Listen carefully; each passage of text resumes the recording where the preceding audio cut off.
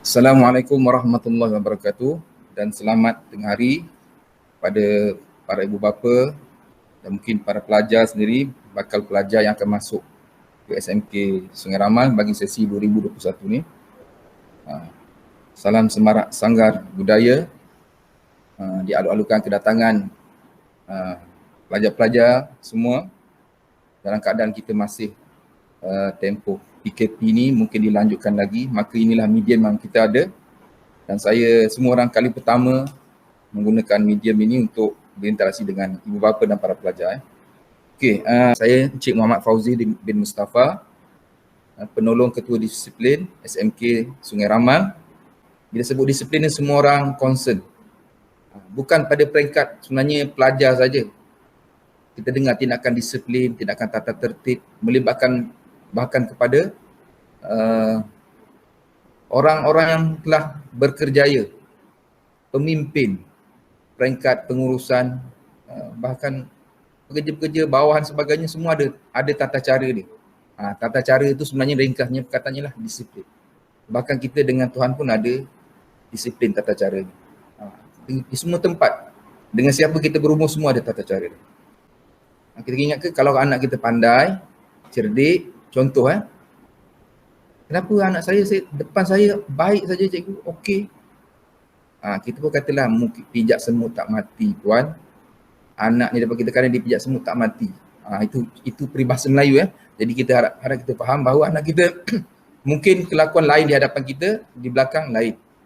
Kita tak tahu pengaruh rakan ke, kita mungkin nak menyalahkan sebagainya. Jadi kita niat untuk membaiki anak kita. Cikgu tidak ada maksud lain untuk memanggil ibu bapa, bersemuka dengan pengetua, bersemuka dengan pelbagai pihak untuk kebaikan anak kita. Dan ibu bapa kena pastikan pertama, dua perkara penting.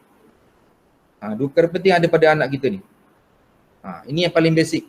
Kat baju dia ada name tag, kat baju dia ada lencana. Okey, pertama kemasan diri ni daripada top to bottom, daripada kepala sampailah kaki. Kepala tu nak ceritalah pasal rambut. Rambut ni kita kata kita hold dulu, kementerian beri kelonggaran pada form 5 sekalipun. Rambut panjang kedai gunting tak buka, macam-macam lah. Tak apa, kita biarkan. Tapi janganlah melampau sangat sampai tutup muka tak nampak. Yang lelaki tu kan agak-agak pandai-pandai lah kan. Tapi peraturan biasa rambut akan dikuatkuasakan bila keadaan menjadi normal kembali. Bagi perempuan, tudung dia ibu apa perhatikanlah. Ada yang setengah tu suka buat tudung terlampau singkat, jadi bila ditunduk tu nampak dia punya melibatkan hukum agama dan sebagainya, banyaklah melibatkan dia tarikan pada pelajar lain. Setengah tu sengaja nak nampak seksi kan. Kat baju dalam tu dia pakai baju warna terang, warna hitam ke, warna pink ke, tudung pendek. Jadi dia memang intentionally to attract kaum madam lah. Jadi banyak implikasi di situ tentang pakaian saja. Sampailah ke bawah, banyaklah benda. Tadi yang penting dua perkara tu tadi. Sampailah paling bawah sekali saya nak cerita kasut dan stokin. Sebab ini ada perkeliling baru. Bila masa Menteri Pendidikan yang sebelum ini, Dr. Mazli telah arahkan untuk dibenarkan pakai kasut hitam. Satu kebaikan, kita pandang kebaikan apa yang telah dibuat oleh beliau. Jadi tak timbullah nampak comot ke, kotor ke, satu kebaikan dia. Tapi timbul satu masalah lain. Kasut hitam, stokin putih. Kasut putih, stokin hitam. Sebab masih dibenar kedua-duanya pakai. Tapi mostly, hampir semua dah pakai kasut hitam. Tapi pergi pakai pula stokin putih. Macam jadi pengadil ke apa pula, macam jadi black and white punya. Double deck apa, nama je nama tu. Jadi pakailah properly, dia kata ada keluar berkeliling. Kasut hitam, stokin hitam. Kasut putih, stokin putih. Jelas jadi itu saya dah habis lah. Kemudian itu cerita top to the bottom dah habis. Tentang masa. Masa ni masa tiba ke sekolah. Kalau sesi petang, dulu 12.30 tu kira pelajar dah ramai dah. 12.40 tu pelajar dah duduk di foyer di dewan dia dekat dataran ni. Di bawah ni yang berbumbung ni, dah nak tunggu cikgu datang untuk cikgu perhimpunan datang, cikgu yang bertugas mingguan. Pukul 12.45 cikgu dah pegang mic dah biasa. Kalau ada program lebih awal lagi. 15 minit sebelum pukul 1 dah ada dah. Cakap dah. Tapi anak kita lambat, info dia terlepas lah. Kalau kita lambat hantar, kalau ada masalah kita terima lah. Tapi kalau selalu lambat, dia yang rugi lah. Dia kena tahan, maklum cikgu cakap apa-apa dia tak dengar, ada mungkin motivasi, nasihat dia tak dengar. Okey, paling lewat pukul 1. Pukul 1 kita suraikan pelajar. Shift transition, shift dia pukul 1 pelajar pagi dah turun, 12.50 macam tu. Pukul 1 kita naikkan pelajar kita. 1.10 kelas telah bermula. 1.10 kelas telah bermula. Saya cerita ni keadaan normal ya. Keadaan PKP nanti bulan puasa tu ada waktu dia berbeza sikit. Mungkin ada. Jadi kita waktu normal pukul 1 dah gerakkan pelajar naik ke kelas. Kita akan tengok kekemasan dia, tengok dia punya apa, ada masalah apa, dia sakit ke, dia tak sihat. Lepas tu saringan, kalau kita ada masih lagi dalam COVID ni kan, kita ada saringan sebagainya. Kita kumpul yang tak sihat, guru bertugas akan ambil macam-macam lah. Lepas tu yang sihat dia naik ke atas, bersihkan kelas dulu. Pukul 1.10 cikgu masuk, mungkin 1.15, 1.20 baru belajar. Lepas tu ada sembahyang zuhur sebagainya. Okey, itu tentang ketibaannya. Lepas tu akan ada perhimpunan sebelah petang Pelajar pagi, dia sebelah pagi, awal pagi hari Isnin. Kalau pelajar petang, kita buat sebelah petang, waktu terakhir. Pernah, saya tak pasti untuk tahun ni, dibuat di awal atau di akhir. Jadi tengok keadaan lah. Kemudian tentang pergerakan dia. Daripada kelas, dia akan turun rehat 20 minit, setengah jam macam tu lah. Jadi dia bergerak ke makmal. Jadi kadang-kadang berlaku lewat pergi ke makmal, lewat turun rehat, lewat naik daripada rehat tu ke kelas, berlaku isu kelewatan. Lewat datang sekolah, bila dia lewat-lewat, cikgu pun hantarlah laporan, disiplin dia gini-gini, maka sampailah guru disiplin akan panggil ibu bapa dan sebagainya. Jadi kita kena mengawasi anak kita dari segi tanya dia, lewat tak? Ada tak ponteng kat sekolah? Ada tak ponteng? Sekolah ni alhamdulillah tahun ni, setakat saya pegang 2-3 tahun ni, kes di SMK Sungai Ramas sangat baik. Kes ponteng kita kata dalam 1-2% saja. Itu pun kita kata ponteng dalaman, dalam kawasan sekolah. Kawasan SMK Sungai Ramas ni sangat well planned. Sekolah, orang kata, kalau kata landscape dari segi apa, town planner dia tengok, sekolah ni memang terancang penggunaan tanah dia, dia punya design pagar dia, tak ada peluang untuk pelajar lompat pagar. Keluarnya akses pintu depan saja. Kalau berani lompatlah di belakang tu, longkang besar semua. Tepi tembok tinggi semua. Sebelah sana padang nampak. Jadi tak ada, ruang depan saja. Jadi sekolah saya pernah bersekolah di 4-5 sekolah. Ada yang design sekolah dia memang memudahkan pelajar ponteng. Bekerja cikgu, sampai orang luar pun report. Macam-macam lah cerita berkenaan ponteng saja. Jadi kalau sampai surat tu ponteng, biasanya hanya ponteng kelas lah. Mungkin ada kes serius, ponteng sekolah ada 1-2 kes yang mungkin di sesi pagi, tapi petang setakat tahun lepas tak adalah ponteng sekolah, tidak ada laporan sampailah yang kepada saya. Okey, kemudian berkaitan dengan yang ketiga tadi, kekemasan diri. Kedua, masa, saya nak habiskanlah masa ni, simple saja, bila bersekolah baru kita tahu. Okey, yang ketiga ni berkaitan disiplin, berkaitan dengan tingkah laku. Tingkah laku ni, okey, anak kita dia akan berhubung dengan siapa? Pertama, rakan dia. Rakan sekelas dia ke? Rakan bukan sekelas dia ke? Rakan lain tingkatan ke? Kadang lain sesi pagi pun. Dia tingkatan 2, tapi kawan dia tingkatan 3 baru naik, jadi dia masih kawan. Jadi kawan dia boleh pelbagai. Sama kelas, lain kelas, sesi berlainan. Kadang ada sekolah lain pun. Pernah sekolah kita ni, SMK Sungai Raman, saya balik waktu petang berkumpul ramai. Hisap rokok di selekoh tu. Saya pun dah ambil gambar semua, tanya yang kawan-kawan dia, kaki dia kata, ni siapa ni cikgu? Ni siapa ke ni? Cikgu dia bekas pelajar sekolah ni, tapi dia dah sekolah vocational cikgu. Dia dah sekolah Cerah Jaya cikgu, dia sekolah ni. Jadi dia akan kawan dia ni ramai daripada sekolah lain juga berkumpul di depan sini. Kita punya sekolah ni ada apa, wifi dia punya ni, line ada kat depan sekolah tu. Mereka berkumpul lah, mana nak jimatkan, belanja, top up kan, dekat situ lah dia berkumpul. Jadi banyak, bila dikumpul macam-macam aktiviti. Yang baik tak apa, yang berlaku yang tak baik tu. Jadi kita kena jaga anak kita ni dari segi apa, dia berkawan dengan siapa. Jadi kata-katanya okey lah sekolah ni, kawan-kawan ni semua kita kata lingkungan kawan-kawan yang baik. Okey, kemudian anak kita ni akan ada berinteraksi dengan guru dia, dia akan berinteraksi dengan pentadbir, iaitu guru-guru penolong kanan dengan kaki tangan sekolah, walaupun makcik yang menyapu, tukang kebun, pembantu makmal. Kadang kena tanya anak kita, siapa nama PK betul dia? Siapa nama PK1 sampai ada dibuat lawak kan. Dia kata, anak kita ni zaman ni tak kenal PK1, PK2. Dia kenal PK apa? Dia kenal PKP, PKPD. Dia sampai dah terlupa, PK. Nanti dia kata PK, hari ni taman berapa negeri pula. Dia tahu hari-hari dengar. Jadi kena tahu sekolah kita ni walaupun tak masuk lagi, PK pengetua kita Tuan Rosman. PK1 kita Saleh. PK Ham Encik Fauzi. Tolong minta maaf tolong ingat bila nak ke sekolah nak jumpa Encik Fauzi, sebut Fauzi mana ni? Encik Fauzi bin Abdul Manaf. Bin Manaf itu PK Ham, Halawan Murid. Saya Encik Muhammad Fauzi bin Mustafa, guru disiplin sesi petang. Penolong ketua disiplin itu guru disiplin sesi petang. Di bawah saya adalah guru-guru lain pembantu. Kalau nak kata nak jumpa guru puan anak puan 1 2 peralihan sesi petang, nak jumpa Encik Muhammad Fauzi Mustafa. Jangan naik kap pejabat, nak jumpa Encik Fauzi. Kadang kerani sibuk, dia kata Encik Fauzi, dia pun cari Encik Fauzi. Encik pun nak tentang apa ni?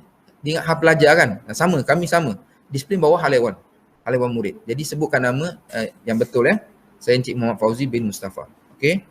Jadi itu berkaitan dengan berkaitan dengan kawan-kawan. Okey. PK Koko kita akan bersara 1 bulan 2 ni saya rasa akan datang yang baru. PK petang kita namanya Puan Azlina bin Mukhilas. Beliau pun datang dalam tahun lepas. Kaitan bully tadi. Okey. Kenapa bully? Tak sama manusia ni kita kata berbeza. IQ tak sama, EQ tak sama. Emosi dia. Emosi ni ada kaitannya dengan amalan agama kita lah. Kalau orang Islam senang nak cakap. Kalau pelajar yang jaga sembahyang, jaga perintah Allah, jaga sunah-sunah Nabi, ibu bapa pun mengambil berat anak dia sembahyang di rumah, perkara-perkara ini, anak dia akan terdidik insya-Allah. Tapi kalau kita ibu bapa harapkan menanya ustaz di sekolah ajar untuk lulus PKS saja, itu namanya untuk PKS sajalah. Saya sentiasa insya-Allah bersama pelajar di waktu petang sembahyang Zuhur asar dengan mereka. Jadi saya akan kenal di situlah. Mana yang main-main, mana yang ponteng. Sampai pelajar perempuan datang, cikgu dia ni asyik uzur sampai sebulan cikgu. Dia tak sembahyang cikgu. Pelajar perempuan, kawan-kawan dia ambil berat. Rupanya kat rumah dia tak biasa. Jadi kat sekolah nak sembahyang Zuhur dengan asar je. Maghrib, Isyak, Subuh, ibu bapa 8 tahun. Saya pada yang ibu bapa beragama Islam, Allah beritahu inna solata tanha 'anil fahsya'i wal munkar. Sesungguhnya sembahyang itu mencegah fahsyat dan munkar. Fahsyat dan munkar ni banyak. Daripada yang sebab itulah yang pertama dia tinggalkan solat, dia akan buat lepas macam-macam. Dia akan biadab dengan cikgu contoh. Dia akan mencuri, dia akan mudah bertumbuk dengan orang, mudah nak bergaduh, macam-macam. Ada juga yang kadang dia tak solat tapi dia baik. Itu kita tak nafikan, tapi yang agama ni, amal agama ni akan mengawal emosi dia. Kerohanian dia. Yang kata emosi, yang orang putih kata emotion tu, Islam ni lagi tinggi, rohani. Rohani ni lebih tinggi lagi.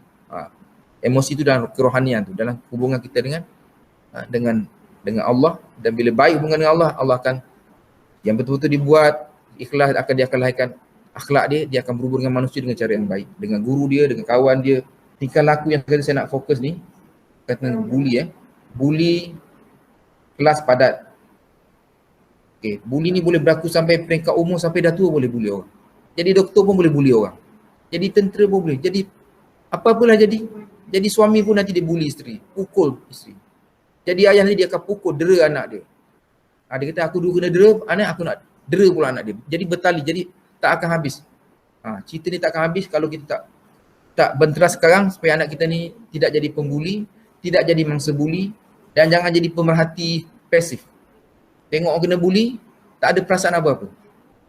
Okey, antara tindakan sekolah, kita memang selalu buka pintu pengaduan ni macam-macam cara lah. Kita buat cara informal, cara formal. Kadang pelajar ni dia tu ada rakan, pemimpin rakan sebaya, ada unit counselling. Jadi dia boleh menyalurkan pada guru kelas dia sendiri, pada rakan baik dia. Kadang banyak kita tak nak dedahkan semualah. Kes yang kadang melibatkan kehormatan dia, melibatkan dia punya maruah dia. Dan untuk secara kasarnya saya katalah, banyak kes-kes kadang pelaku di sekolah lambat dikesan, dah jadi kata orang agresif dia, membuli dia, dia laku jenayah lain, mencuri ke, bertumbuk sebagainya, dia adab pada cikgu dah jadi tegar, dah jadi keras. Kenapa? Sebab sikap menyembunyikan kesalahan. Faktor menyembunyikan yang bukan sebab sengaja juga, kerana di kelas rakan-rakan takut kalau lapor keluar sekolah, pintu sekolah dah kena. Kan? Ada juga yang memang kadang bila ditanya ada tak ni, dia nak kata tak, saya tak ada apa cikgu, okey cikgu, saya tak ada apa. Tapi kita tengok ditumbuk orang, dicuri duit contoh, bukan sikit ada curi komputer cikgu, ada yang curi duit cikgu, ada curi yang dalam rakan sekelas. Kalau hilang 100, 200 dalam kelas tu biasa. Ujung-ujung bulan dia bawa duit untuk bayar tuition, mak dia bagi awal-awal, dia pun bawa pergi sekolah. Ada kes dia, kawan dia perhati, bila balik dah menangis, cikgu hilang duit tuition saya, cikgu nak bayar. Mak beri awal, dia pun simpan dalam poket dia tak berapa. Saya dah berpesan, duit simpan di tempat selamat, jangan bawalah letak di rumah. Ada yang pula kerja sementara jadi penjual handphone macam-macam lah, bawa 500-600 tunjuk kawan, hilang duit 500-600 biasa. Jadi ini berkaitan dengan ni jadi kita kena sama-sama bekerjasama ni. Okey, jadi bersambungan itu satu yang saya bincang dengan Puan Azlina, checklist pelajar tingkatan 1 nak masuk ni apa yang kita nak. Jadi tuan-tuan, puan-puan, pelajar tolong ambil perhatian, mulai tahun ini saya sendiri selaku ketua disiplin, itu ketua disiplin untuk petang ni, saya akan wajibkan setiap pelajar mengemukakan cetakan SSDM. Mungkin yang original pun tak apa, yang kopi pun tak apa. Maksud dia bila dia masuk nanti, mungkin sekarang tak ada, bila buka betul nanti bulan berapa wallahualam, masuk saja saya akan ambil checklist nama, saya akan tanya pengawas boleh bantu saya atau ketua kelas cek siapa yang belum serah SSDM. Jadi daripada situ semua profil disiplin pelajar ada di situ. Boleh je sebenarnya saya ambil IC dia, masuk je SSDM, tengok sekolah semua keluar. Sebab itu SSDM ni saya katakan inverted comma bahaya. Bahaya bila nama dah masuk SSDM ni tak boleh padam dah. Nak misal sekolah berasrama penuh, dia akan tengok SSDM kita. Nak minta beasiswa ke contoh, dia tengok SSDM kita. Nak jadi polis, nak jadi tentera yang bidang kerja yang kritikal melibatkan integriti, pegawai penguatkuasa sebagainya, dia akan tengok rekod-rekod SSDM yang rasmi. Jadi biasanya cikgu ni dia, saya rasa mostly lah 99% guru dia sangat alert, prihatin, tak nak masuk dalam SSDM ni. Kalau dah masuk susah. Tapi kalau degil sangat dan nasihat sampai 10 kali, nak sangat kita masukkan. Bila masuk nak tukar sekolah nanti kena marah. Ni ada masalah ni, mari sekolah kami ni. Inilah kami tak nak terima. Jadi anak kita jadi bola sepak nanti. Tolak sana, tolak sini sebab apa? Dah ada rekod dalam SSDM. Tolong hati-hati. Jadi saya bukan minta ni sebab saya nak jadi polis. Saya nak simpan sebagai alertness, sebagai pengawasan, sebagai boleh katakanlah menakut-nakutkan. Kalau kau nak buat lagi, kau tengok kau punya rekod sekolah rendah dulu. Kau dulu ada rekod mencuri patutlah kau berani mencuri sekarang. Saya pernah ada kes saya tanya, dia beritahu cikgu memang dulu dia cikgu, dia ada ambil duit cikgu dia masuk. Budak-budak ni bercerita, tapi saya tak ada hitam putih. Kalau ada dengan saya panggil, saya tanya dia, kau ada kes tak? Adalah cikgu ni. Cakap jujur, tak ada. Ni apa ni? Tunjuk depan dia. Ni, boleh saya cetak, boleh saya tunjuk depan skrin komputer boleh. Jadi dia akan tahu. Jadi saya nak benda bercetak senang saya nak belik kan. Jadi masa dah panjang jadi okey, saya akan banyak bersama pelajar nanti bila dia bersemuka. Saya pun sebenarnya nak cerita tentang buli ni. Saya ada bawa 3 buku ni tapi saya tak sempat hari ni sebab saya panjangkan secara umum ni.